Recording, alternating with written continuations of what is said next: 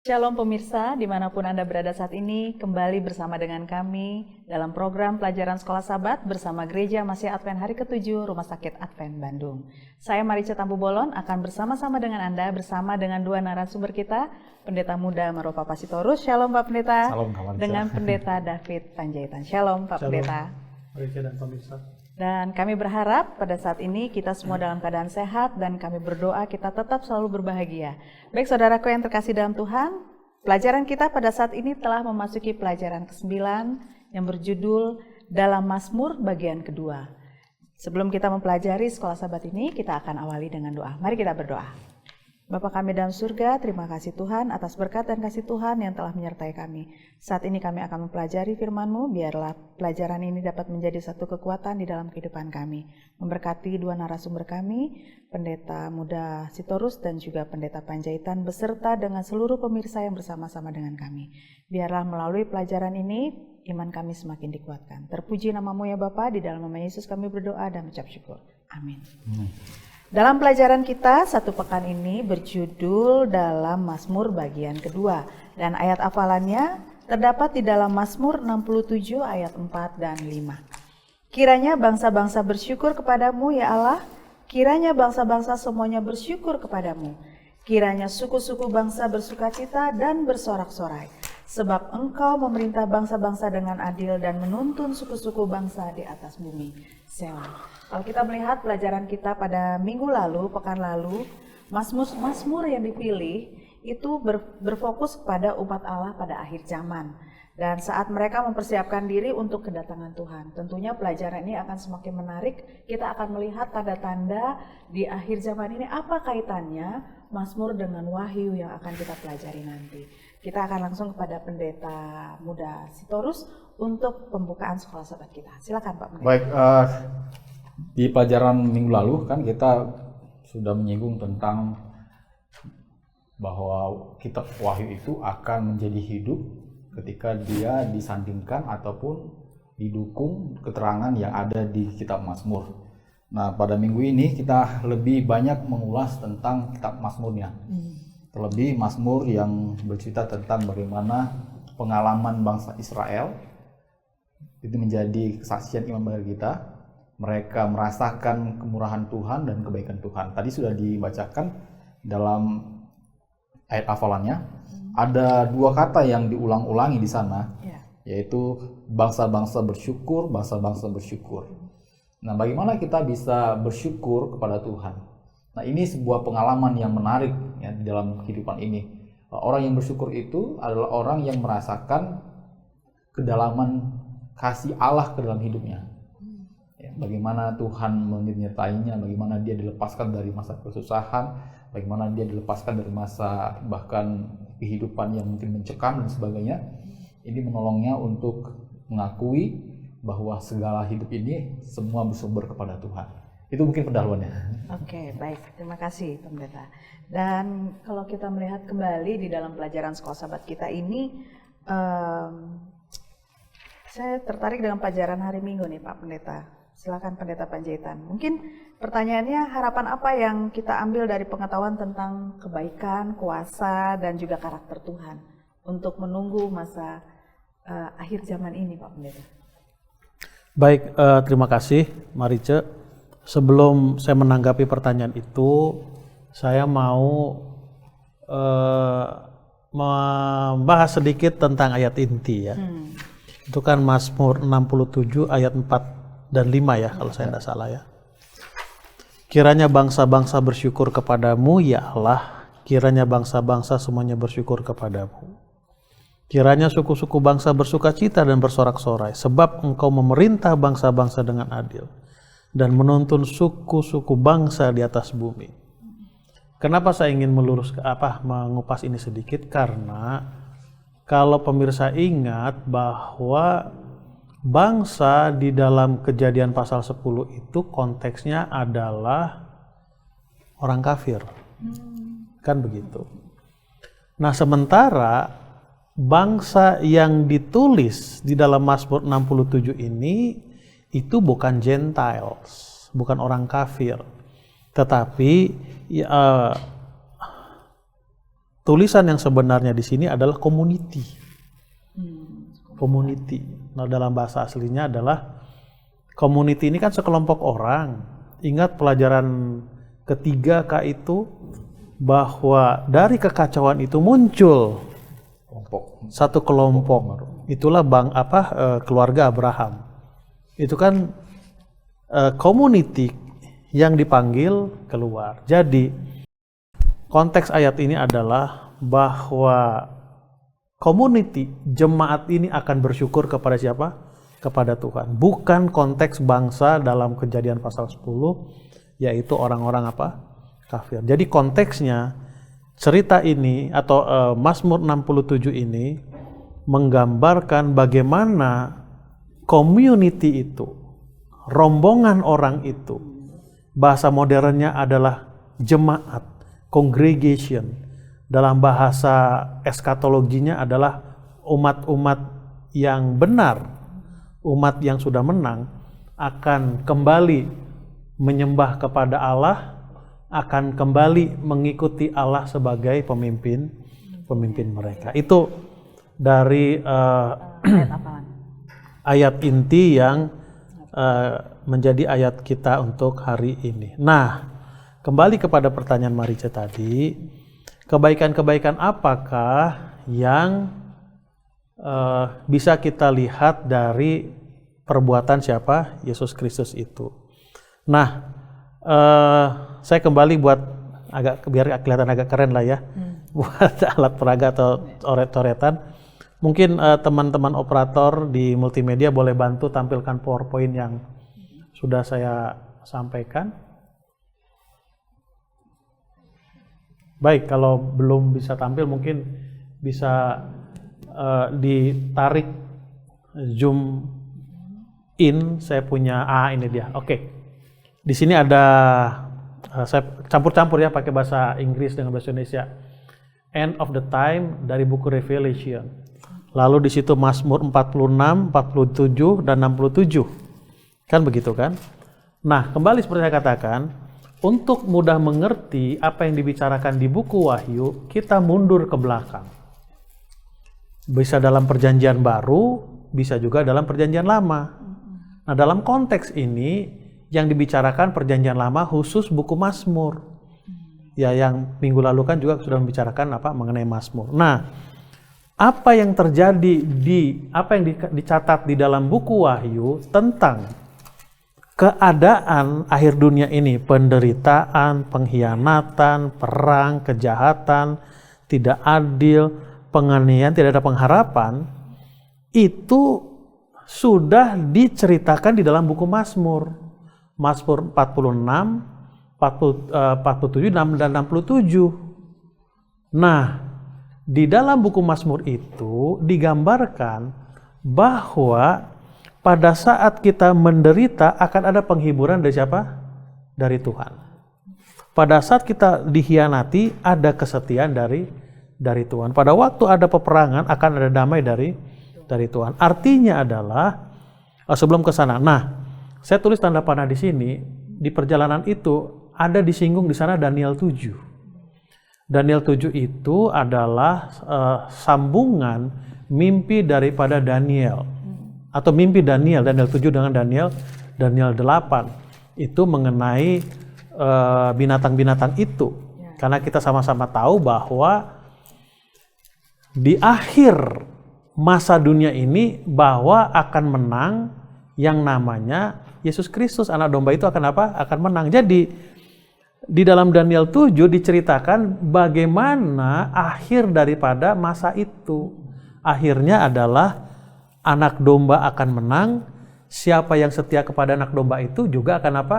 Akan menang. Nah, lalu saya gambarkan di sini tanpa Kristus akan ada kekacauan semuanya. Tapi bersama Kristus, maka yang tadinya ada duka cita itu akan ada penghiburan, pengkhianatan itu akan ada kesetiaan, lalu perang itu akan ada damai, tidak adil akan ada keadilan, kejahatan kebaikan dan lain sebagainya. Inilah gambaran yang diceritakan dari pelajaran sahabat kita bahwa Buku Wahyu menggambarkan akhir zaman.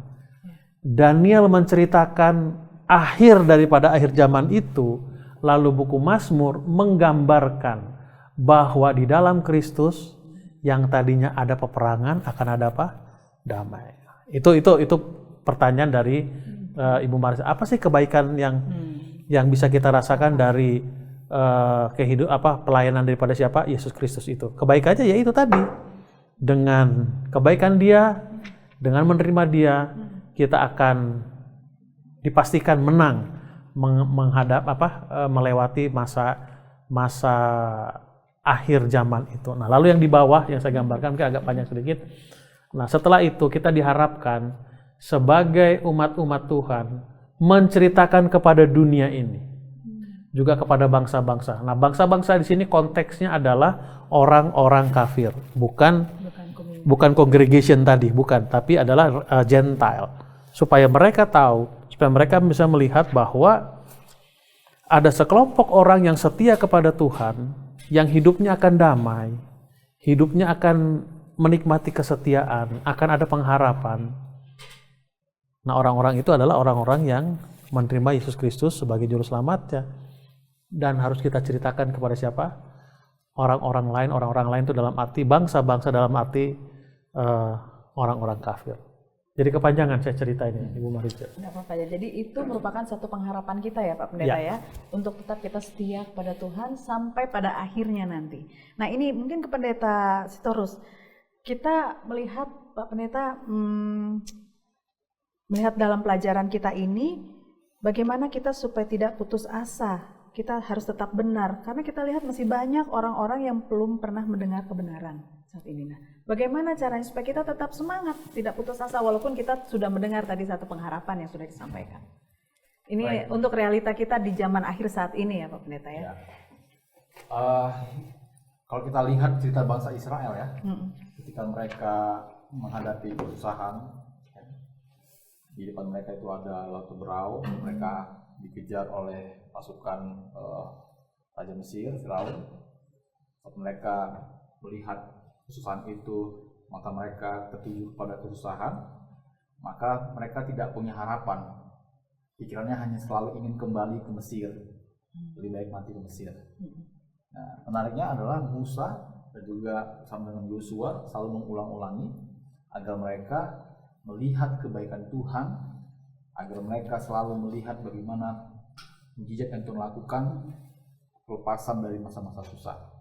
Nah ini pelajaran penting bagi kita pada saat ini, agar kita tetap memiliki harapan-harapan untuk di tengah-tengah dunia yang menderita ini. Kita harus banyak melihat bagaimana karya Tuhan dalam hidup kita. Karena kita mulai dari bangun pagi, kita melihat Tuhan masih berikan kesehatan, Tuhan masih berikan nafas kehidupan. Nah sementara kita mungkin menghadapi kesusahan dan penderitaan, pikiran kita selalu berfokus kepada Tuhan. Nah pelajaran kita menolong kita membawa kepada Tuhan adalah sebagai benteng perlindungan. Jadi benteng itu kan selalu menjadi penghalang dari musuh. Ya. Jadi kita ingat bahwa Tuhan akan menjadi Allah yang menolong kita keluar dari serangan-serangan musuh. Ya.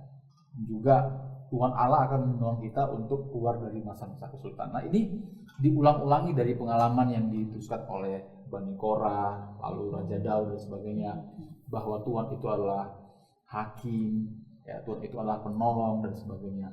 Dengan harapan-harapan dan pengalaman-pengalaman ini akan membuat kita selalu melihat kesusahan, melihat penderitaan itu, memiliki satu pengharapan dan juga semangat untuk menjalani hidup ini. Jadi fokusnya bukan kepada kesusahannya, fokusnya bukan kepada penderitaannya, fokusnya adalah kepada Tuhan. Jadi selama kita masih memiliki Allah sebagai pelindung, Allah sebagai penolong, kita akan mampu untuk melewati masa-masa kesusahan dan mungkin kita akan terus dalam iman ini sampai Dia datang kedua kali.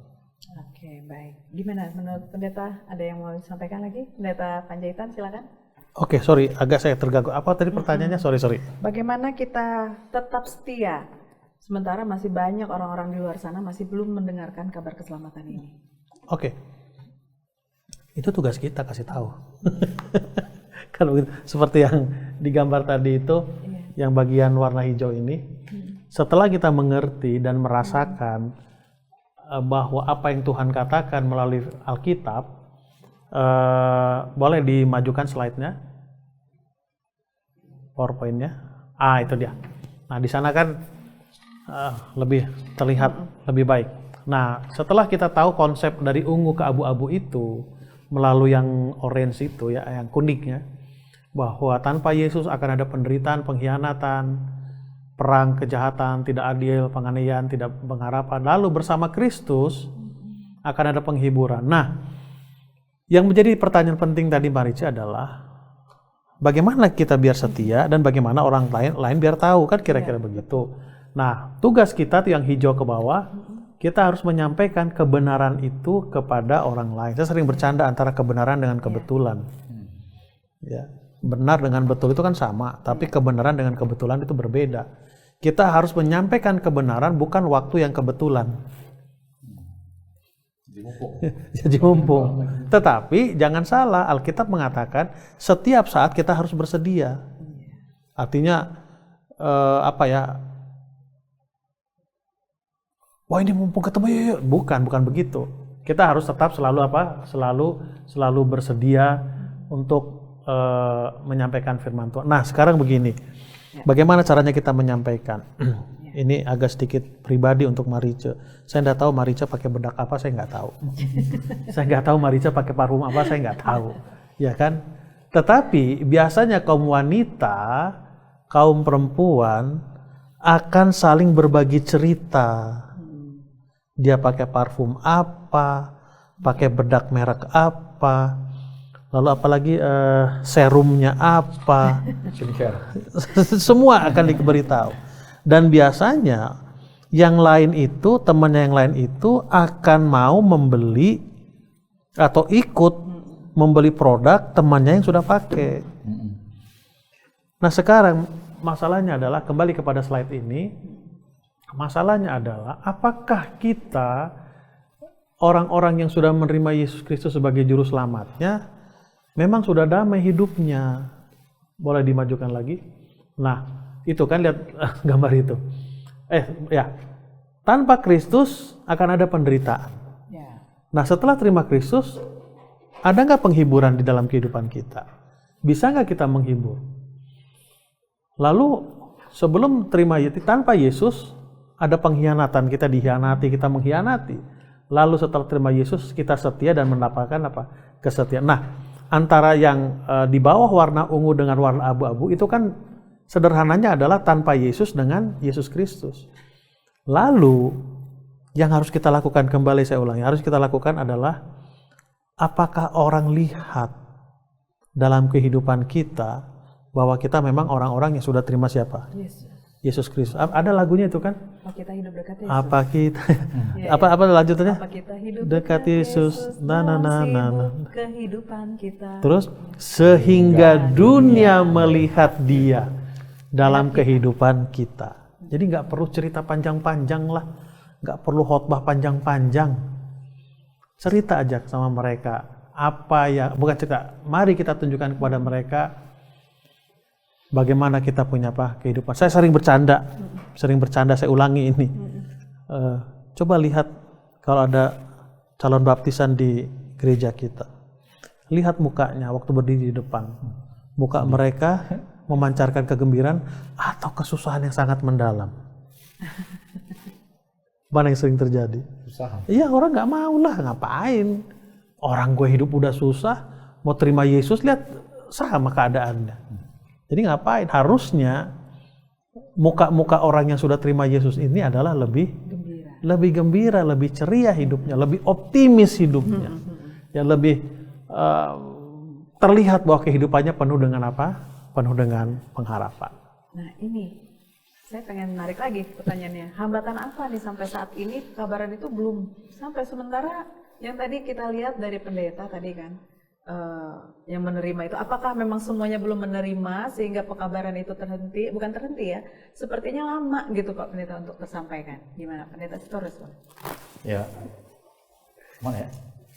Ini apa ya? Apa hambatannya sampai pekabaran itu sepertinya belum semua orang mendengarkan ya. Kan sementara untuk pekabaran 3 malaikat ini menunggu sampai pekabaran semua orang mengetahui kebenaran ini.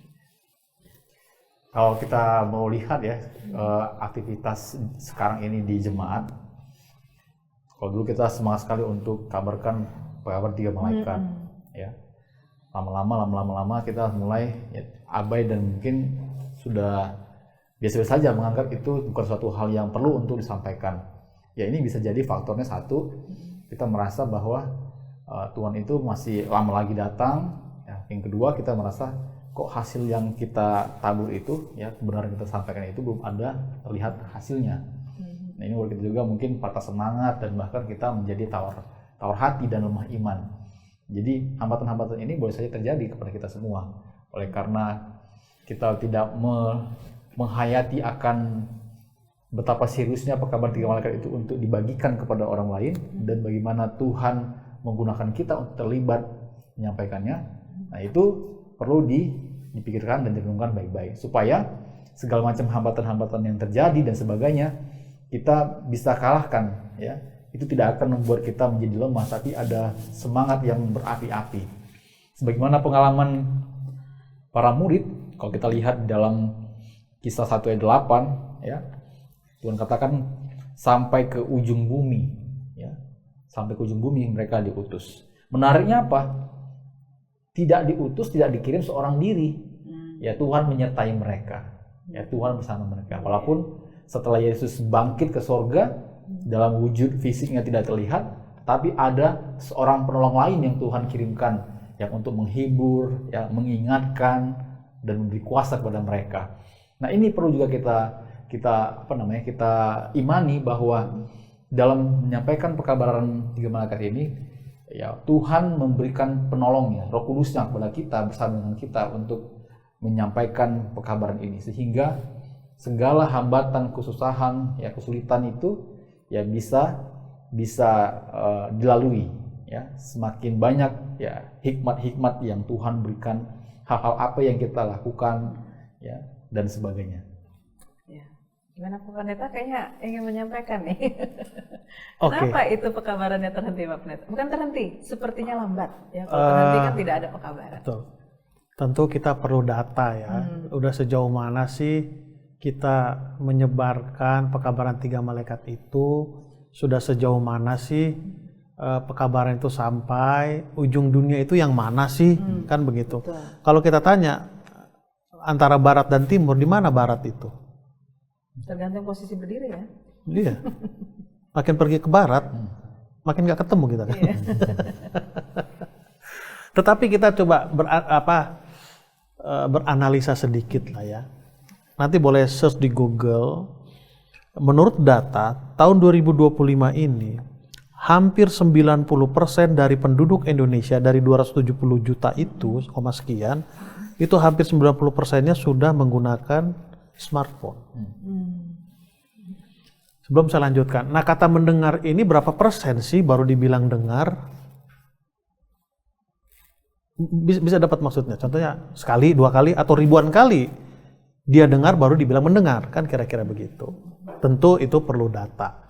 Dari contoh kecil tadi, saya punya satu keyakinan bahwa, saya keluar sedikit, hampir 60-70% penduduk dunia ini adalah generasi Y dengan Z yang sudah terbiasa dengan internet, dengan smartphone. Kita anggaplah bahwa mereka sudah sekali mendengar tentang pekabaran 3 malaikat, walaupun mereka tidak mengerti apa itu pekabaran 3 malaikat. Itu saya punya tanggapan itu. Nah, sekarang yang kedua, yang paling penting menurut saya, kita merubah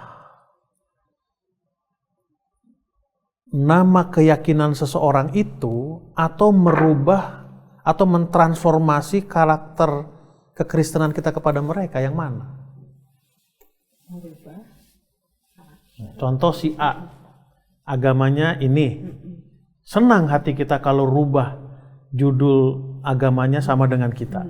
Atau mereka tidak merubah judul agamanya, tapi tanpa sadar dengan bergaul sama kita, karakternya berubah gitu. Yang mana kita harapkan sebetulnya? Yang kedua, Ya, betul.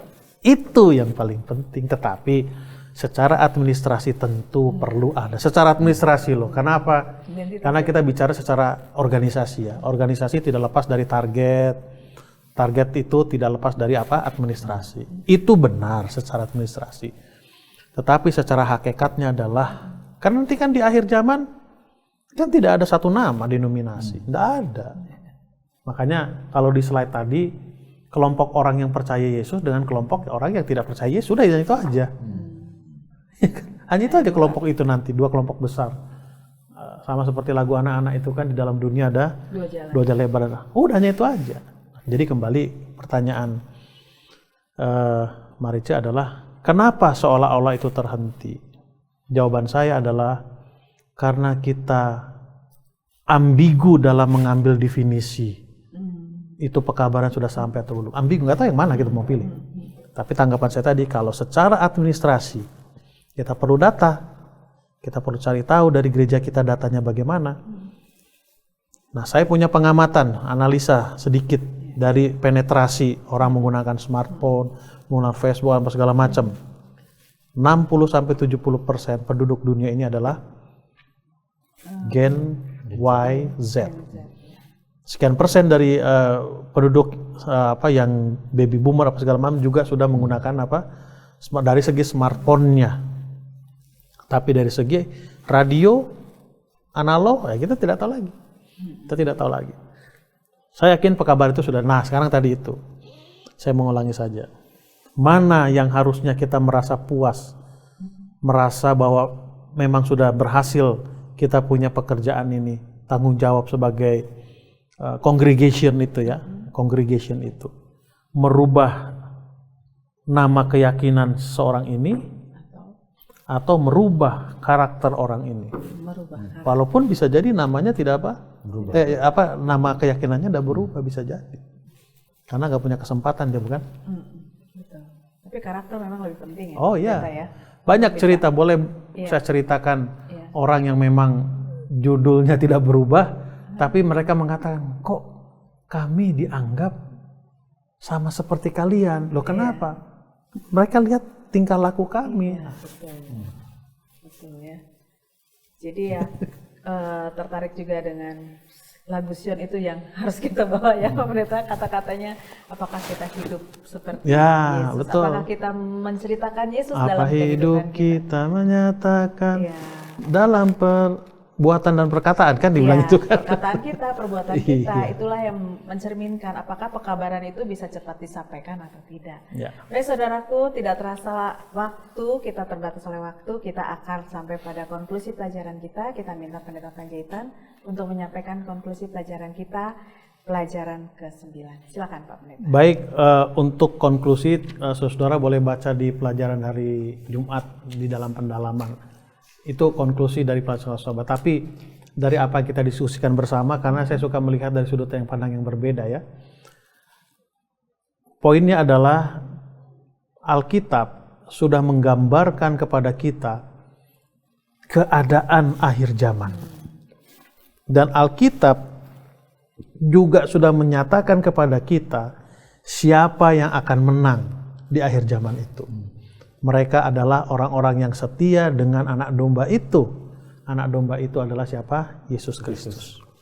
Bagian yang kedua adalah setelah kita menerima, merasakan kemenangan itu, ini harus kita ceritakan kepada siapa? Kepada orang lain. Sehingga ada sebuah lagu mengatakan, tell me the story about Jesus. Kalau bahasa Indonesia katakan, biarlah orang melihat dari tindakan kita dan juga perkataan kita. Supaya apa yang sudah kita nikmati juga akan dinikmati oleh orang-orang yang ada di sekitar kita. Amin. Demikianlah pelajaran Sekolah Sahabat kita. Biarlah melalui pelajaran Sekolah Sahabat ini iman kita lebih dikuatkan dan kita dapat menjadi terang bagi sekitar kita. Shalom, Tuhan Yesus memberkati.